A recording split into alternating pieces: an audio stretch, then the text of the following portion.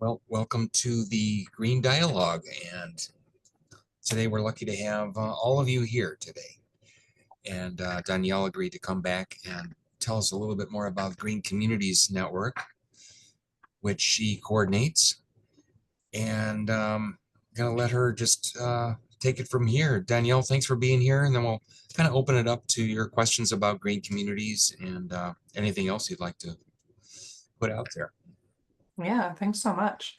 So like Lori said, my name's Danielle. I was here last week too, just to kind of tune in for a little bit. But I work for the Michigan Municipal League, which is statewide organization that represents cities, villages, and urbanized townships.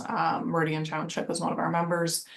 But we administer the Michigan Green Communities Program on behalf of our partners at the state. So we're made up of a steering committee that includes Department of Environment, Great Lakes and Energy, Department of Transportation, Health and Human Services, Michigan Economic Development Corporation, and Natural Resources, as well as the Michigan Municipal League, like I said, and then the County Association and the Township Association. So it's a big tent of organizations that support Michigan green communities. But I'm just going to kind of give a little bit of an overview of the results from our annual benchmarking program from this past year, explain a little bit more about this larger network that Meridian Charter Township is part of. And then from there, any kind of other questions, comments, local concerns, things like that, I'm happy to talk about as well. So we have, I'll talk about it a little bit more, but we have some really cool projects that have come out of the Michigan Green Communities Program with our partners at U of M. And so that's just something I will talk a little bit about. Additionally, for local context, I live in East Lansing, so my office here is in downtown Lansing. But I am like right on the edge of Meridian Township and East Lansing, so I'm local here as well. And I'm on the City of East Lansing's Commission on the Environment, just recently joined. So I will share my screen really quick, and I'll just kind of run through an overview of some of this like larger network and program that Meridian's part of. Let's see here. Okay, can we see the screen? Yes. Cool. All right, so I will explain a little bit. Like I said, there's a lot of, it's a big like, acronym soup here of all of the organizations that are tied into this program. But basically, Michigan Green Communities is part of, it's kind of under this umbrella at this point of the Catalyst Communities program through Eagle. So Catalyst Communities is basically the platform that Eagle has set up to be the one-stop shop for anything related to climate adaptation, mitigation, and sustainability for local governments. So there's a huge resource library full of best practice guides, case studies, examples, pretty much anything you can think of related to what a local government has control over. They have a resource dedicated to that. So it's a really, really cool. You can honestly just find it if you're not familiar with it already. You can just find it by Googling Eagle Catalyst Communities and it'll show up at the top. And so under Catalyst Communities, we have the Michigan Green Communities Program. We're funded by Eagle and MEDC.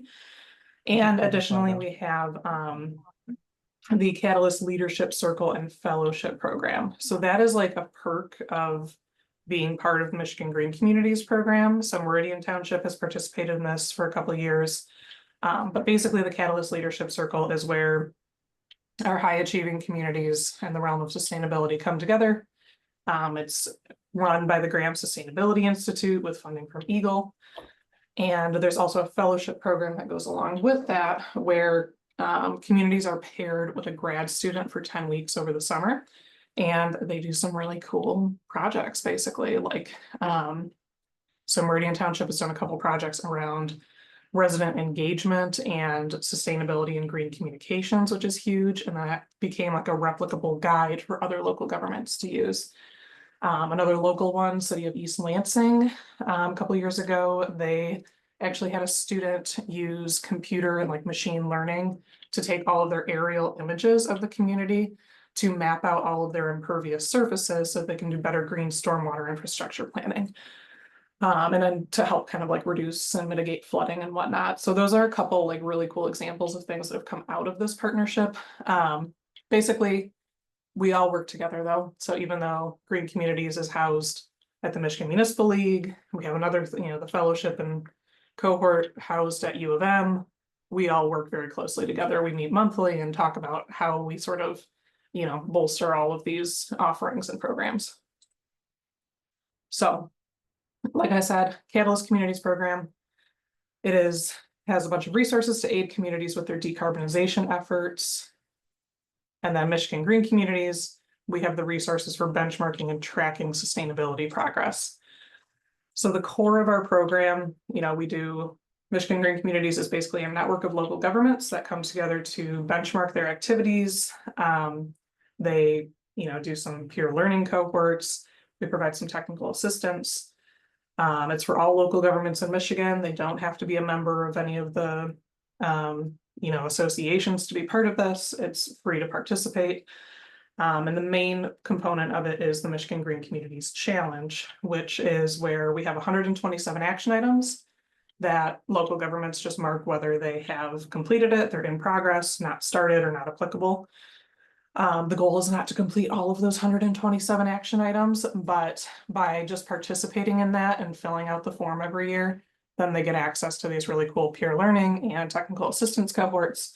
And for a lot of communities, it's those action items themselves have become like the basis for that community's sustainability plan. So we have a couple communities working on that right now.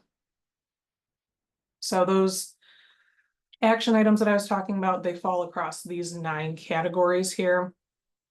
So like things like planning, and that includes things like, having an internal sustainability committee, having an external sustainability committee, incorporating,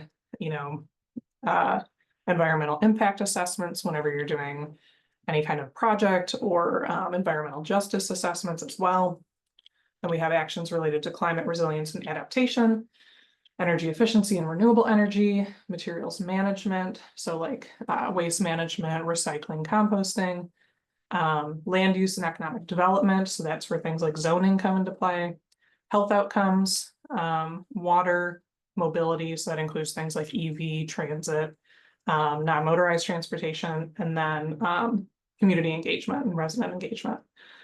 So all of those categories that all these action items fall across also correspond to that resource hub under Catalyst Communities. So basically the Catalyst Communities Resource Hub, when they launched Catalyst Communities, because Michigan Green Communities was already in existence, they aligned all of those resources to match directly with the categories that we put together for Michigan Green Communities.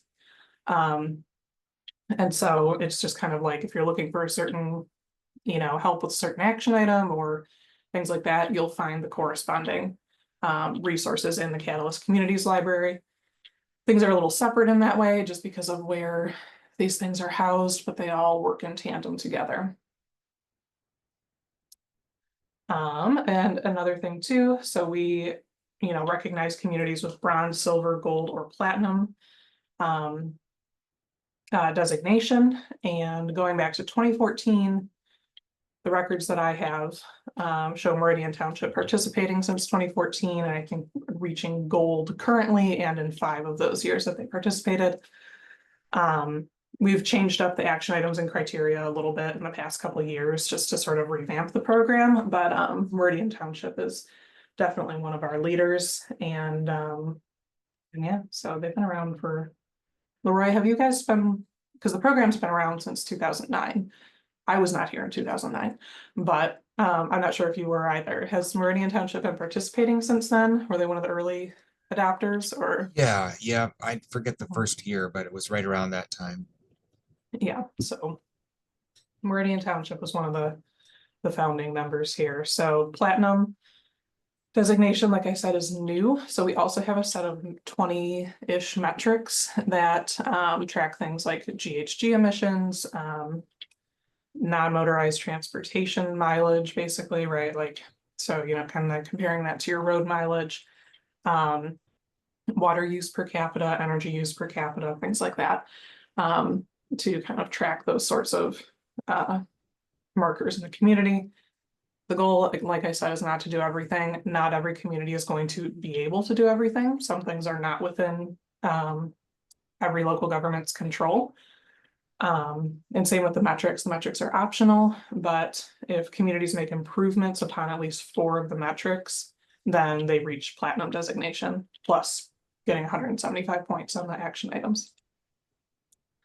So this year we had record participation in the 2023 MGC Challenge. So our reporting period opens from July 1 to May 1 of each year, and communities report on the previous year's action items. This past year, we saw 63 local governments that represent 4.7 million Michiganders, which is huge for us. That's a 25% increase in participation from last year, and the most that we've ever had in the program, which is largely thanks to a boost in funding from Eagle and MEDC, so we can really have dedicated staff and resources working on this program. So of those communities, we had 43 cities, 2 villages, 11 townships, and 7 counties. And this was our geographic reach this year. So kind of really, a lot of concentration in Southeast Michigan as well as the West side, but we are reaching further into the UP and trying to get some more above the knuckles here in Michigan as well. So why did we see higher participation? We really were heavy on recruitment this year. My colleague Lydia Shafsma, who is with us through the end of January, has been working on this program as well. She is also grant funded and did a phenomenal job with outreach and recruitment and whatnot. And that was due to an increase in funding.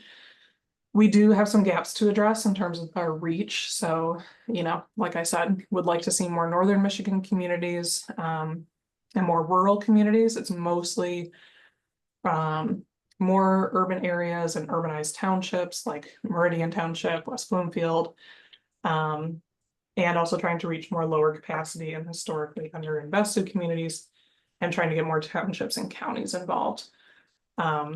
As part of that, though, with the townships and counties, what we've seen on the county side is we are currently doing some case studies on communities right now. So we've interviewed Madison Heights, Saugatuck Township, and Marquette County, trying to kind of get a better picture of what's going on in some of the communities that maybe don't make headlines in the same way that our larger communities do. But still lots of really good things going on there. And so one thing that's going on right now in Marquette County is we actually released last year a template sustainability plan toolkit for local governments based on the Green Communities action items. And Marquette County is currently using that to create their own operational sustainability plan. So we're following along with them, and we'll have some, more to report out on that later this fall once they've wrapped that up. But just one of the perks of the programs. But yeah, just kind of wanted to give an overview. You can find us at mygreencommunities.com. That's my quick spiel on the program. But if there are any questions about how the program works or anything that local governments are doing specifically, we just last week had the wrap up of that annual fellowship program with U of M. And there were some really incredible projects that came out of that. And so I'm happy to talk a little bit more about those kinds of things or any other questions. I guarantee that if there are questions about how do we go about doing something, there's probably a community in our network that has at least started working on it, if not already made some real progress towards it. Well, I've got some questions, but I want to give the opportunity to anybody else. If you got any questions for Danielle? Amanda. I have one. Sorry, Danielle, I was trying to take notes and Oh, it's okay. I can send this out afterwards too. well, it was something you mentioned. I don't think it was in the slide. But you were saying in when talking about Meridian's gold status, yeah, that you tracked GHG emissions, water and energy capita per use, but there was another transportation metric I missed. Yeah, so one of the other ones that we this is also all available on our website too. But one of the other metrics that we have in there is non-motorized transportation routes, in terms of miles in the community. It was a good one. Yeah, and then we kind of And then the other metric that we track is like comparing that to the number of road miles in the community. Oh, okay. So then it's like, okay, so of all the road miles that you have for cars and traditional transportation, you know, to what extent do you have a network? It's not a perfect one-to-one, but it's kind of a an indicator of, you know, like, do you have also an adequate infrastructure for non-motorized transportation? Thanks.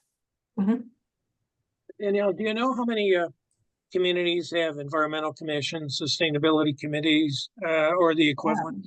Any idea? That's a- That's a really good question. I can actually pull up the data from this year super quick. It'll only take me a second. Yeah, we also 56. I'm just kidding.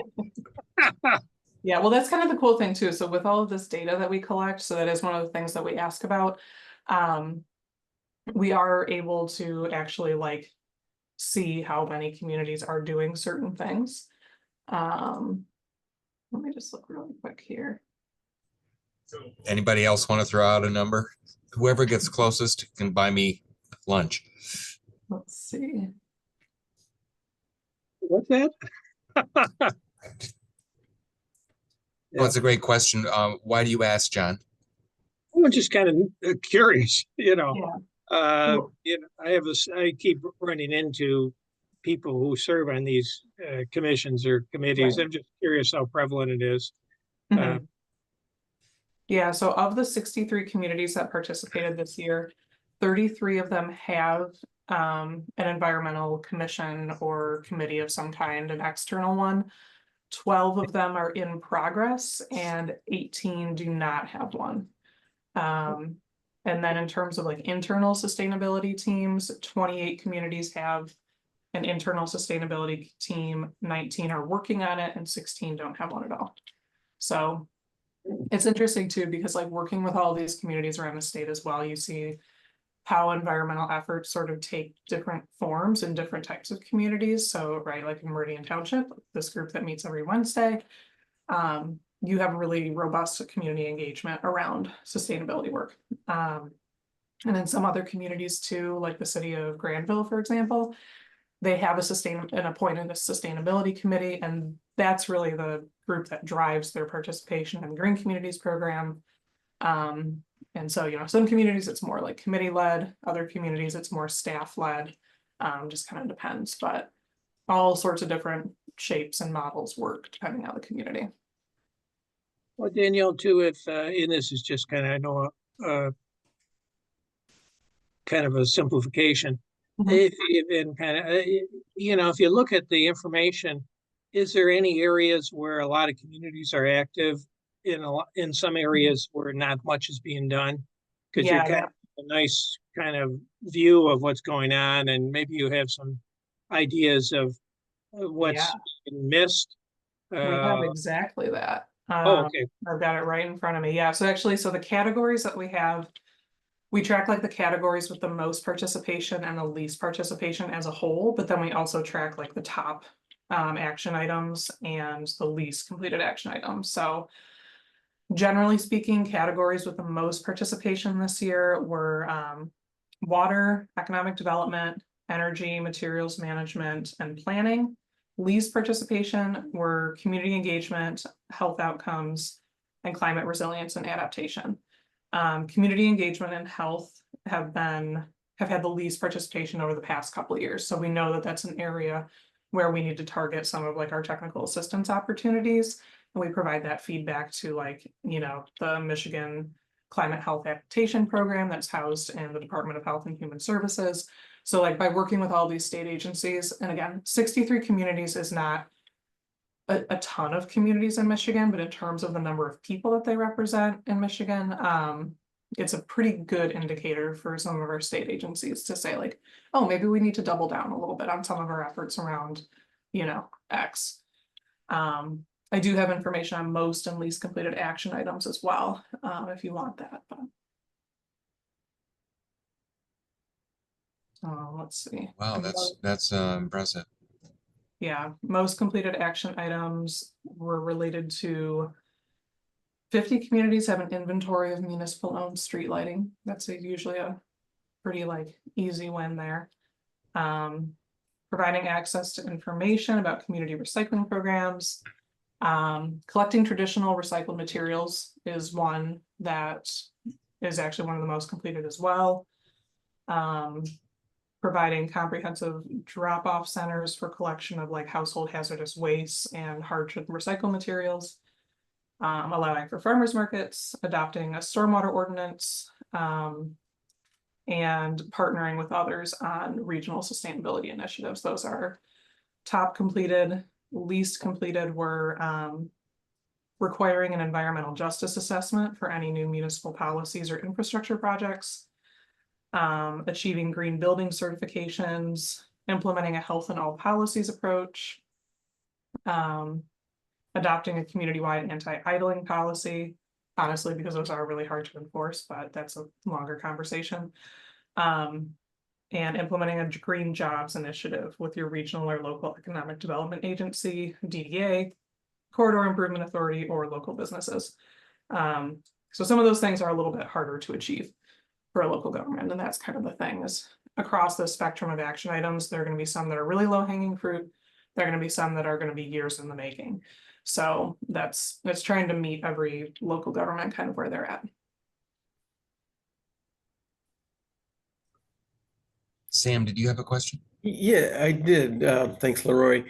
I was curious about what kind of strategies you're using to recruit communities, you know, and the reason I'm asking this is I'm in an area where there's, you know, northern Michigan and that big sea of area where on your map you didn't have any participants. Right. And you know, I'd be willing to help do whatever I could to assist you in letting people know about this, but is there information that you could provide, or how do you go about recruiting? I guess that was the key. Yeah, honestly, a lot of it has been like word of mouth and just direct outreach. So one of the things that we have done over the past year is we went through all of the communities that have participated at some point in the past, but weren't currently participating.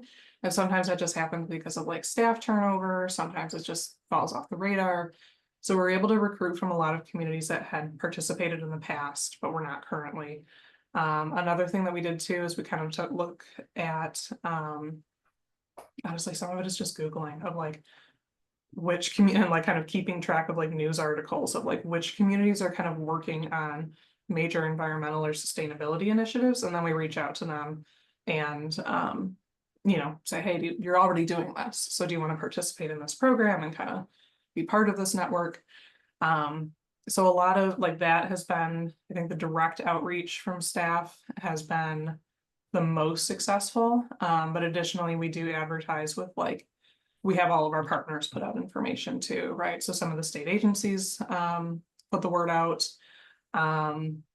The Catalyst Communities program that I mentioned earlier, they do a webinar series. We did a webinar back in December to get people interested.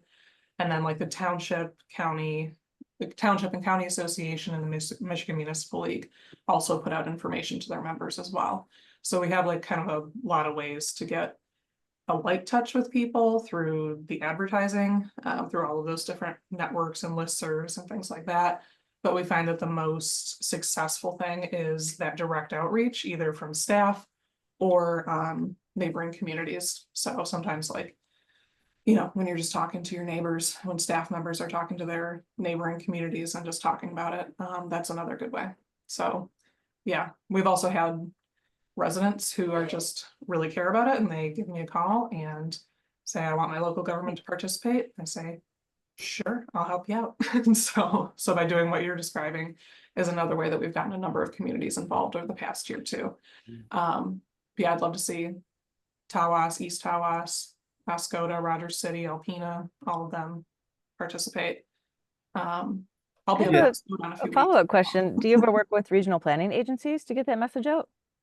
A little bit. So SEMCOG is the one that we work with the most. And that I haven't worked with them as closely. We've talked about forming more partnerships with them. It's honestly just kind of a matter of like capacity. And and Okay. being able to find the time to make connections with everybody. Well, But I'm going to that, mention it. I work for the Tri-County Regional oh, awesome. Planning Commission. Yeah. Yeah, I Is- would, if you want to talk about this later, I'd love to. Is the Michigan Association of Regions still active, Amanda? Yes, Oh, they are? very Oh, much. Mhm. I'm excited that you're on the Environmental Commission with East Lansing because we Yeah. collaborated quite a bit. Mhm. And Cliff, staff person, has helped us with a green infrastructure audit, which Mhm. we're hoping might make some progress with at Mhm. some point. What is the Environmental Commission up to these days? By the way, we also owe some deep gratitude to East Lansing for providing a template from which we created our climate sustainability plan. So Mhm. thanks Yeah. to the efforts of John Sarver and others who helped with that. That's the beauty of working with other governments, with everything that we learned in college about plagiarism. It all And you- goes out the window when it comes to getting work done. We copy and steal everything. Which is good. Recycling is, yeah, it's a synergy. Synergies or Yeah, so the Commission on the Environment in East Lansing, so I just joined, my first meeting was in June. And then July was canceled because they usually kind of take a little hiatus in July anyway. And people are on vacation, but right now the city of East Lansing is in the middle of updating their comprehensive plan. So in the month of August, I believe it's either August or September, we are going to be hosting some community events around climate and sustainability to inform. They're kind of like doing a different topic each month. So I think they've done stuff around like, health and, other sorts of things, right? Anything that would go in your traditional comprehensive plan. So that's something that we have upcoming. And then the other thing is so like I mentioned earlier, there's the green or the impervious surface analysis for the community to kind of see where water is or isn't flowing or doesn't have anywhere to go. In addition to that, we just got a report back. I don't remember the name of the firm that did it, but basically it's a study on what the anticipated rainfall is going to be between now and 2100 in East Lansing, which I'm sure would be directly relevant for Meridian Township as well. So we're taking that. Those two things, along with doing a community-wide survey on flooding, trying to get input from people to hear about the things that maybe we don't see, right? Like, is your basement flooding? Are you like, what kind of impacts are you seeing to your own property? So we can try and really tailor solutions with gray infrastructure and green infrastructure. So I'd say those are probably the biggest things going on right now. We're also looking at EVs is the other one, but EVs are more complicated than we like to admit that they are. And city council is rightfully taking a step back and taking their time with how they want to incorporate like requirements for EV charging stations. And then we're also looking at a mass timber ordinance, if you're familiar with mass timber. Yeah, I'm honestly not sure which way the city should go on that, if I'm being totally honest. I don't know what my opinion of mass timber is quite yet. But that is something that's kind of in the works right now. I don't think it's like I don't think it's like top priority, but it's something that's, being worked on at this time. So those are kind of top things going on right now. oh, thank you. You had mentioned one of the popular action items was a stormwater ordinance. Could you tell me a little bit, what might that look like? Yeah, so if I'm being totally honest, I'm not going to be an expert in every single one of these things. Oh, that's totally okay. And if you just want to share where I could look for that information, that'd be great too. Yeah, absolutely. So there's a couple things going on right now too with stormwater. On the legislative side and legal side, we're having some challenges with the stormwater utilities. If you've been watching that at all in Lansing, there's some fights over that, which we'll see how that all turns out. But in terms of stormwater ordinances, I do have a lot of resources on like model ordinance and things around green infrastructure and stormwater. So let Awesome. me pull this up really quick. Yeah, I'd have to, if you don't mind, I'll take a look in our resource library and see what we have there in terms of like model ordinances and things like that. And could we access that too? Oh yeah, for sure. Okay, Everything's available. I'm just gonna drop a link in the chat really quick. awesome. Thank you. Catalyst communities. Yeah, I was familiar more with the Catalyst communities end, but not the green communities. So this is great. And Peter, I just saw your question in the comments here. What is mass timber? We've got some friends at MSU that would be able to explain it a lot better than me. But basically, mass timber is where you are taking wood, you know, that you've harvested from forests and then compressing it together with different binders and solvents or whatever it is exactly. And it creates it is supposedly less carbon intensive than steel to manufacture, but it's just as strong. There's a building on MSU's campus that is made from mass timber. If you're interested in touring it at all, they do tours of the building and kind of talk about it a little bit more. But it's basically just it's a newer type of building material. And I think there's mixed opinions on whether it is good or bad for the environment. Definitely good for the forestry industry. But in terms of like benefit to the environment, a lot of mixed reviews. But MSU is working with their multi-client lobbying firm on getting mass timber ordinances passed in local governments. Well, so the idea there, isn't it, to when you use this mass timber, Mhm. you put it in a building, you're preserving it for could be a very, very long time. So it's Yeah. you know it's carbon sequestration. Yeah. As opposed to cutting a tree down and letting it rot in the woods, and just the carbon goes back into the atmosphere. So theoretically, it's a climate change mitigation strategy, I think. It is. I think the counter argument that I've heard to it from, I think it was the World Resources Institute, they're like, at the end of the day, you're still cutting down trees. But at the same rate, you're able to use, I think, more of the tree than than just like, traditional ones. Yeah, Leroy has the link in the chat there. But Yeah. MSU School of Dome Ecology has been really heavily investing in mass timber studies. There's also some questions around like, okay, well, what are we actually binding the wood with? Like, are these chemicals and materials that might be pollutants and whatnot there? So that's kind of, I think it's a good example of how like there are not perfect solutions to everything, but there's a lot of interesting technologies being developed right now to try and figure it out, I guess. Yeah, it seems like that with everything we try to do, Right. the turbine blades and that are composite, and what do you do with those, and the batteries and all these things that have so picky. Yeah.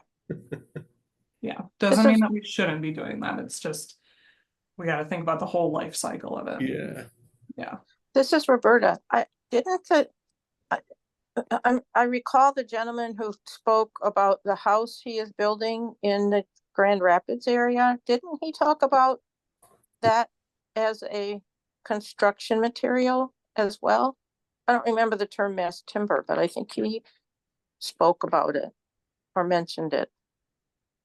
I know someone here has mentioned it or talked about it in the last month or two. No, that's just me remembering. Okay. I remember hearing something too, but I don't remember where. Yeah. I thought we had a speaker. I thought, Leroy, didn't we have somebody came and talked about the mass timber here? Because I remember hearing it here, and then soon thereafter I heard it at a land use lunch or something. Like within the span of a week, I heard about it twice, and I was like, if I heard about it a third time, that's a now it's a trend. Now it's a spell. Yeah, I'm trying to remember, it might have been George, what's George's last name at MSU? The George at MSU.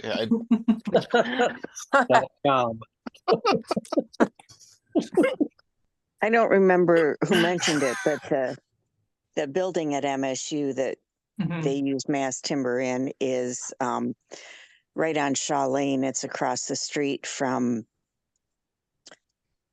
Wells Hall. It's the new STEM building. Used to be part of the old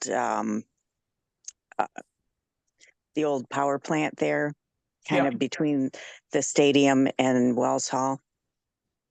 That's what I remember, Kim. Yeah, yeah. George Berghorn was the guy's name I was trying to think of.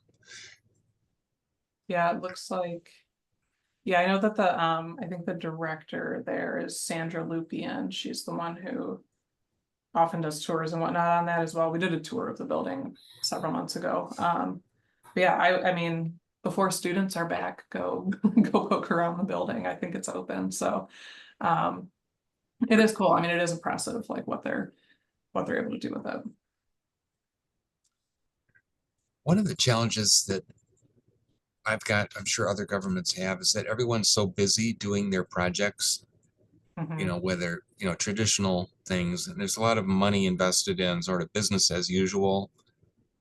Um, just keeping the sewers running and the water flowing and the roads maintained and things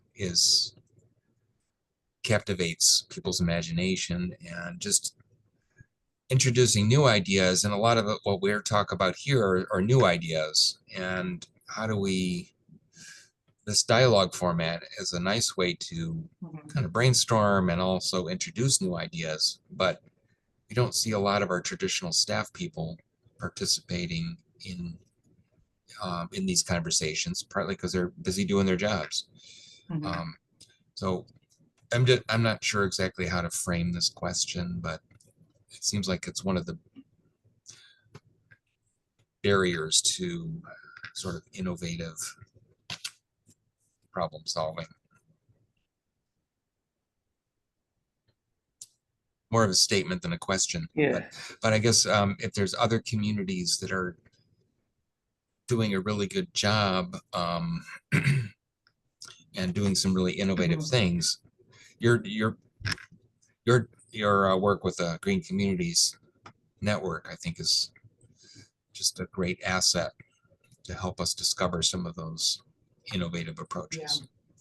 I think just kind of having that time set aside to just talk about what's going on sometimes helps. It's even if it's really informal. I'm also, in terms of just like innovative ideas and stuff, that fellowship program that I mentioned, that Meridian Township has also been part of. I'm just dropping a link in the chat right now that has summaries of all of the projects from the last 2 years, and then the ones that were just completed will probably be up there in a couple weeks here. But yeah, that's kind of it's a good place where we kind of come together and see what other communities are doing, and spark some ideas and whatnot. A lot of conversations between communities have emerged from this network. So thank you for helping it grow. Last week it was City of Kalamazoo presented on their project, which was they, as a strategy to help with reducing mosquito populations, they're looking at habitat restoration and building like bat boxes, basically. So to support bat populations in the city, because they had some issues because they were treating the water with basically insecticides that kind of kill off mosquitoes. But that's something too, that like that's going to become more and more of an issue as the climate changes and we have longer, warmer seasons here. Mosquito-borne illnesses are going to be a challenge. And so how do we reduce those impacts? And so Cliff Walls was there too last week, and while we're sitting there, he's like, "You should teach people how to build bat boxes in East Lansing." Right, so little things like that. There's like, that's a quote little thing. It's more more work than that, but additionally, they also mapped out ideal places in the community that they would like to see more habitat restoration or artificial nests built like bat boxes. So that residents can get engaged with it and like kind of work on it on their own, but then also what public lands and right of ways do they have that the city can work with directly too. So and additionally, I learned that bat populations have been declining, which is part of the problem. So there are things that can be done, both big and small. Thank you for sharing that. That's so cool. And Mhm. one of the common themes in these conversations has been native landscaping and restoring habitats, protecting wetlands. And I think there's a lot of misunderstanding about how do you create the role of a healthy ecosystem and sort of natural control of pests. Mhm. Let's say, Leroy, tagging on to what you were saying there a minute ago, about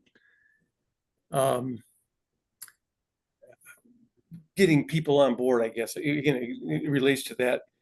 And, you know, these northern communities, like what you said, Danielle, are many of them are already doing it. You know what I mean? Mhm. They're very, I mean, their community economic survival depends on Mhm. clean water and you know, clean environment. So Mhm. they're doing these things, but there isn't a lot of this is my perception. I don't see them networking together. They're not working Sure. together up here. They're just doing things independently and trying to do the right thing. But there is this fundamental ideology of minimal government. You know what I mean? Right. So to introduce programs like this and maybe have to have another person, you know, Mhm. to hire to run it, that's a cost. And those are the sure. things that scare people here, is to you know, grow the government. But Mhm. I think deep down they're all about the environment here. So Oh, yeah, it's absolutely. hard not to crack. It is. And I mean, so one of them, just because like my family has been going there forever. My uncle trained at the Wurtsmith Air Force Base up in Oscoda. And so since then, my family's been going up there, and my aunt and uncle currently live there in Oscoda. And I mean, I'm personally connected to it, but I'm keeping an eye on it too, because I mean, just over the past few years here, they now have a public sewer system that they've extended further out into the township, which is huge for protecting Lake Huron. They've got a hotel and a Big B, the like only ones for many, many miles, right? When you start getting like further north, right? The bike trail is the bike trail from This is just going in right now, exactly. south of Oscoda. Yeah, and I mean, my aunt and uncle have been sending pictures of the construction of it Oh, what's up? along their property as well, right? Like Yeah. it's a massive bike trail. You can go for quite a ways now without actually having to ride on 23. Yeah. But I mean, with all of the, especially too, like it's the conversations not just about like the environment, but like, right, we're expecting a major population, you know, plateau and decline here. And in my view, it's like Oscoda Township is acting like there's not going to be a population decline. And I feel like that's the right attitude.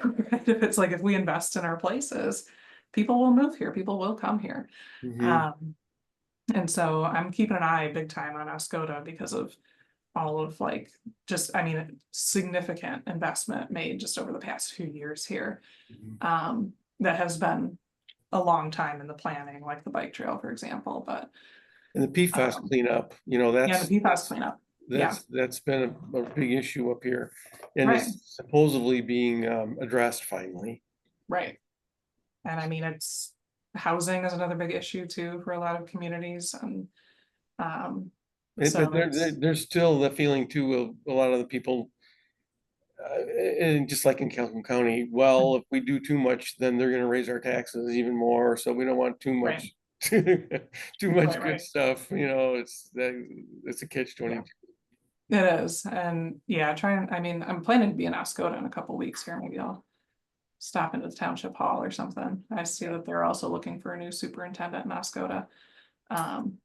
But Yeah, so trying to kind of work with some of these more northern and rural communities has been more of a challenge, but I think honestly, it's not necessarily because of lack of interest. I think it's staff capacity. Our barrier for this program is pretty low for Michigan Green Communities. Like, there's a network of states that have programs like Michigan Green Communities, just, you know, for their state. Some of them are super robust, where you are like doing a ton of reporting each year on metrics and planning and data, whatever. We literally, it's a checklist. It's like, have you done it? Yes, no, working on it. Because we know that local governments do not have the time to also like submit all of the documentation to back that up. If they say they're doing it, we believe them. It's also usually really easily verifiable information too. So like, it's kind of not something that you can easily lie about. And there's not a huge incentive to lie about it anyway. And also too, like, I am a staff of 1 on this program, to like 1.5 through January. But after that, it'll be back to a staff of 1 on this program. So like, I don't necessarily have the capacity to review all of that documentation for 60+ communities every year. So maybe if we got a huge grant and really expanded the program, sure. But right now we have a grant to keep the program pretty much at status quo. But I think it's honestly, it's kind of staff capacity, right? And many more rural communities, townships in northern Michigan and whatnot, you might only have like a couple part-time staff people, or, you know, a relatively small staff. So that's another, like Meridian and, you know, West Bloomfield and others are unique townships in that they are the more urbanized townships with a larger local government structure. But many are not that way. Well, we're actually Baldwin Township, which is between Escoda and Tawas. Yeah, And they're only open 2 days a week. Exactly. Part-time people, and you go to a township hall meeting and there's 4 people in the room. It's just completely different than what's in Meridian. for sure. And that's fine, right? And like, maybe that community doesn't necessarily need to like actively participate in Michigan Green Communities, like in the challenge, but if we can be a resource for them, absolutely. Like, that's the other thing too, is just about, I'd rather see the work get done than necessarily everybody participating in the program that we run actively. Like, I'd rather, if it's getting done, I'm happy. That's kind of the way I see it. It seems like regional collaboration, which is kind of what you're all about, is an important piece of it. One of the students this term, which I listened to, was looking at staffing sustainability initiatives in communities. Yep. And he was looking at, I don't know if you can see the 6 balls there. There's a variety of options, whether it's part-time person, full-time, combining it with an existing job description, regional, hiring a consultant, or sort of a volunteer-based approach. And these don't necessarily have to be exclusive. You could do a variety of these things in each community. Might be an effective way to approach it. But I was also thinking about these dialogues and how projects such as the Green Burial Project or the Green Grants Initiative or other green things have come out of just volunteers, like many of you here, taking on green or sustainability initiatives without necessarily waiting for the green light from your local government. Yeah, in a recent conversation with Grand Haven, they were asking, like, from my view with working with Michigan Green Communities, like, what is it that really advances sustainability work? And it is when you get that combination of both, like, the local government being open and willing to work on these kinds of things or making it a priority, but also the resident engagement, like, you go so much farther when you have like the broader community on board and volunteers involved. It's the communities where, like Meridian Township, like you have that. go so much farther than communities who don't have that. This is kind of what we see.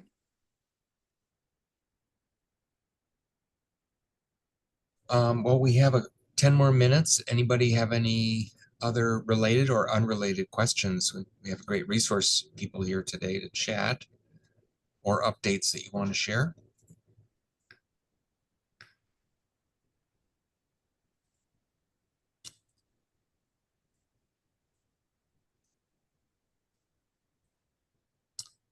Bruce took off because I think he realized I was going to put him on the spot for leading one of our green initiatives, but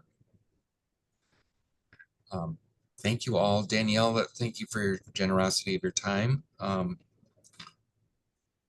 all of you, good questions. Anything else? Brian, did you have something? Yeah, completely unrelated. I'd be remiss if I didn't remind everybody, Meridian Township's second annual Pride Day is a week and a half from now, August 10th, from 5 to 10 in the marketplace under the pavilion, 3 hours after the end of the farmers market that day.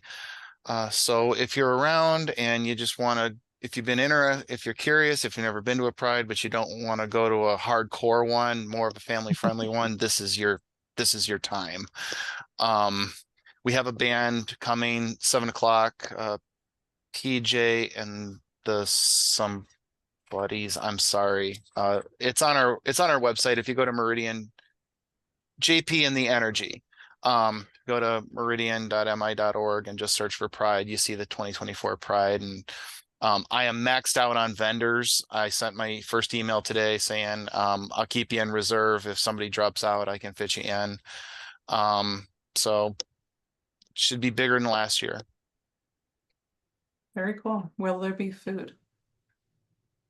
Yes, we have 2 food trucks lined up from scratch, and check the website. Cool. A lot of this has run, unlike last year where I was running around for 4 months putting this together. This year Parks and Rec has been very heavily involved. I'm just doing the vendors for the most part and organizing, and I'll probably be the point person on the day of. So Sam? they set the food trucks up. Thank you, Brian. Sounds good. Mhm. Yeah, we Sam? were in urgent care with an ear infection for our toddler during East Lansing Pride. So we get another chance to take. Oh, East Lansing Pride. I heard it was better than last year. Last year was disappointing, but Okay. they had 10 vendors. They did have a drag show, but Mhm. not to hijack the environmental conversation, but I heard it was a lot better this year. But I was at a local Ren fair somewhere, I think. We got to hear the music as we drove to urgent care, but yeah. I hope everything ended up okay. It sounded fun. It was just an ear infection. Okay. Anyway. Thank you, Brian. Sam? Sure. Yeah. So just a little announcement, I guess. I talked Holly, I'm trying to think of her name, Holly Cordill. Does that sound familiar? Yes. Okay. And The Tom, historic village. yeah, historic village. And Tom Moore, I think that's his last name. I'm looking. Yep. Okay, so he's with the libraries.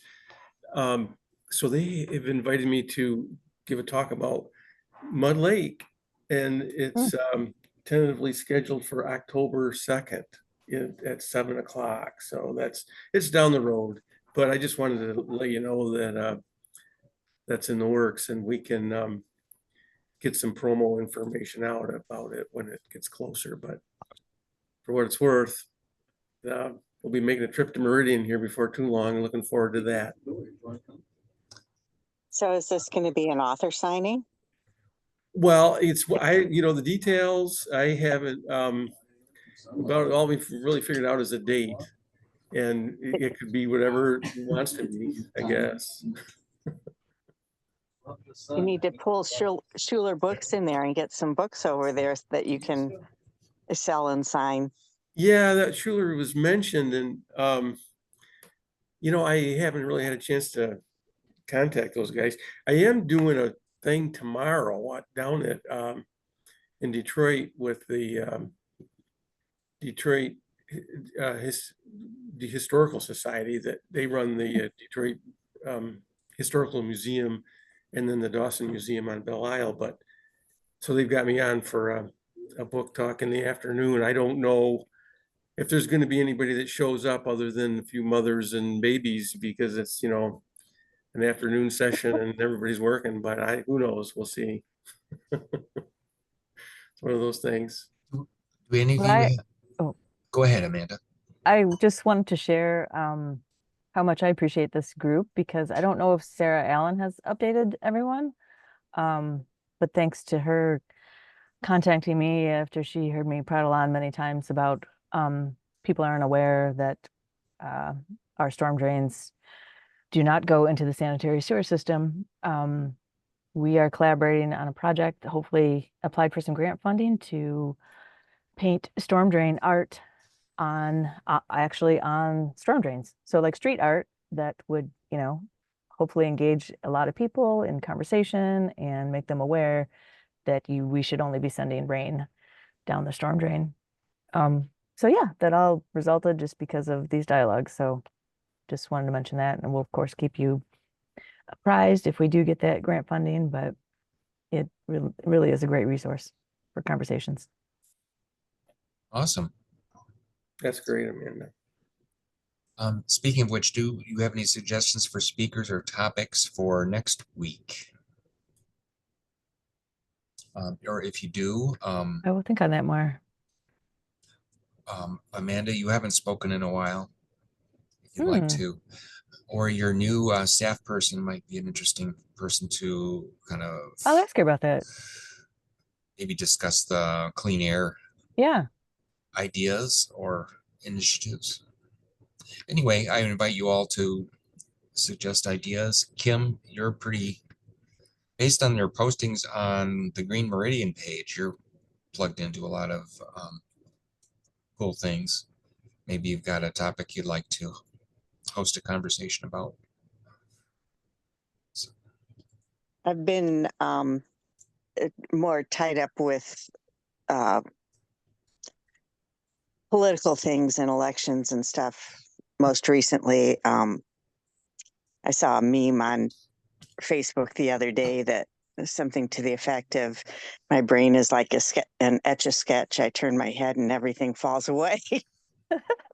So it's been hard to keep track of a thought from start to finish lately. I resemble that remark. Okay, well, everyone have a great week. And if you have anyone you'd like to invite or suggest a topic, let me know. And I will share this recording on Zoom. Peter, did you have a last minute comment or a question? Not that I know of. Okay. Well, I'm going to go back to my Etch-a-Sketch, and Danielle, thank you so much for your generosity. Yes, thank you. Thanks so much for having me. Good to talk. Thanks for the presentation. Mhm. See ya. Bye. Have a great week.